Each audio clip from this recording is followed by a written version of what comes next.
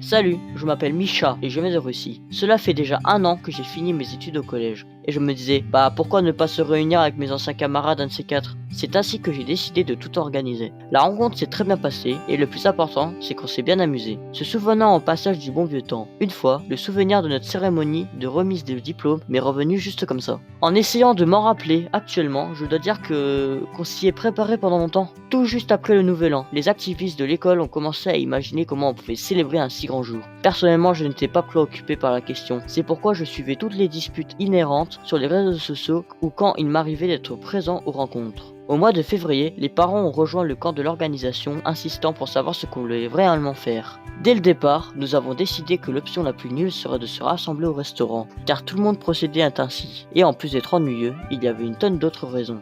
Quelqu'un a proposé de louer un chalet, car il nous faudra faire la fête jour et nuit. Nous nous sommes renseignés sur le prix dont le montant était impressionnant, mais tout à fait gérable. Il s'agissait alors d'en informer les parents, mais aussitôt, fait que ces derniers nous ont opposé un refus. C'est dommage. Nous avons ensuite commencé à penser à une excursion en bateau, mais toute la classe était déjà prononcée contre cette idée, car il y a des années, l'une des classes dans le cadre des festivités s'était mal comportée. En effet, après avoir bu, les élèves ont décidé de sauter du bateau dans la rivière.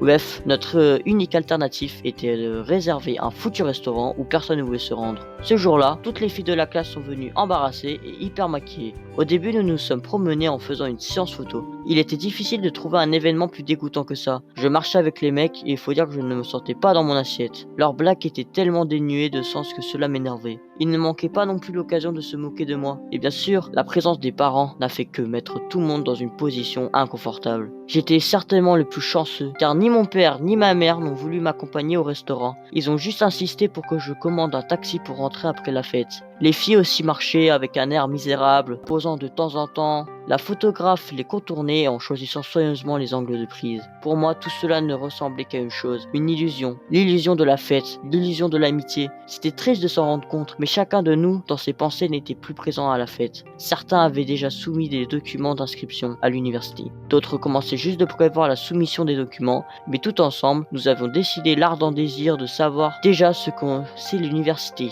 et rencontrer de nouvelles personnes.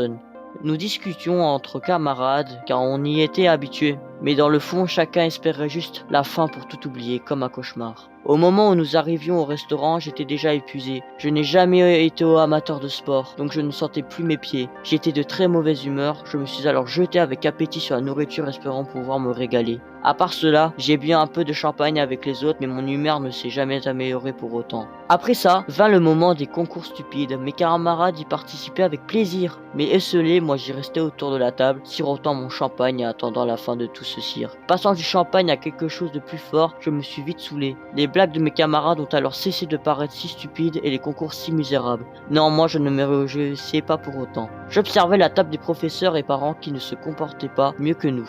La mère de l'un de nos camarades éclatait de rire et notre prof de sport pourrissait l'ambiance avec ses blagues indécentes. Je me suis alors assis plus près d'eux car cela me semblait encore plus amusant que ma solitude. Le prof de sport n'a pas manqué l'occasion de me faire le reproche. Il me gronda aussitôt pour le fait que je buvais trop. « Et toi, vas-y doucement avec l'alcool, ne te laisse pas emporter sinon tu auras des problèmes avec les femmes » m'a-t-il dit.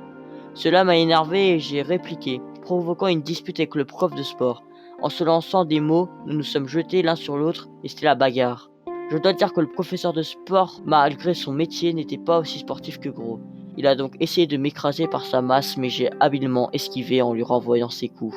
Les camarades alors ont accouru, essayant de nous séparer tout en hurlant. Certains d'entre eux filmaient la scène avec leur téléphone. Nous nous sommes vite lassés de la bagarre puisque nous étions à la base fatigués. Nous avons déclaré match nul, mon adversaire a proposé d'aller fumer une cigarette et j'ai accepté. C'est assez étrange de se tenir à la porte du restaurant et de fumer avec le prof de sport. Celui-là, même avec qui nous venons juste de nous battre. Je ne sais pas à quoi il pensait, mais moi j'étais assez nerveux. Après avoir fumé la cigarette, le prof me serra la main, affirmant que j'étais un homme et est reparti. Ensuite, j'ai appelé mes parents, puis un taxi, j'étais très fatigué. Vous savez, toute cette année, je n'ai pas discuté avec mes anciens camarades de classe. Je voulais juste me reposer au loin de tout. Des camarades de classe qui ont leur vie, les profs qui ont leurs nouveaux élèves. Je pensais que si on se revoyait, on allait bavarder de tout, vu que chacun aurait quoi raconter. Mais à la rencontre, je me suis senti une fois encore de trop. Certainement qu'il ne me faut plus venir à ce genre d'événement. Néanmoins, j'ai pu parler de tout cœur avec le prof de sport et il m'a invité à la pêche et je dois dire que c'est hyper cool. Laisse un j'aime et abonne-toi à la chaîne si mon histoire t'a plu. Merci d'avoir regardé. Au revoir.